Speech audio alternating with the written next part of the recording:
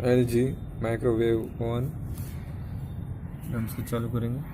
Timer system है। 1 minute. इसका fan motor में आवाज़ कर रहा है। ये जो आवाज़ सुन रहे हैं फैन मोटर का आवाज़ है।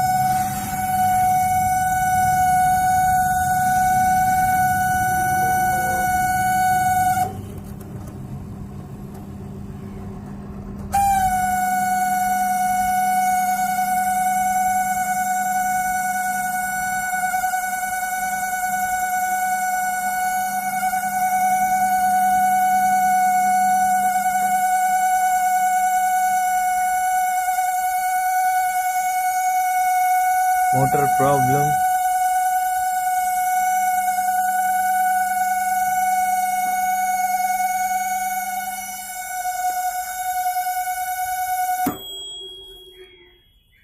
इतना आवाज करते हैं मोटर, आप सुन सकते हैं। LG माइक्रोवेव जो आवाज आ रहा था उसको हमने मोटर को हमने ग्रीसिंग और वायलिंग किया। आवाज बंद हो चुका है।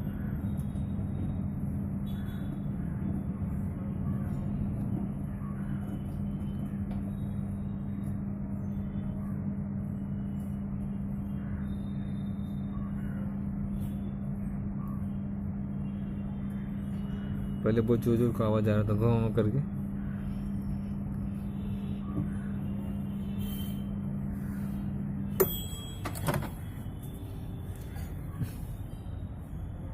गर्म हो चुका है। ओके।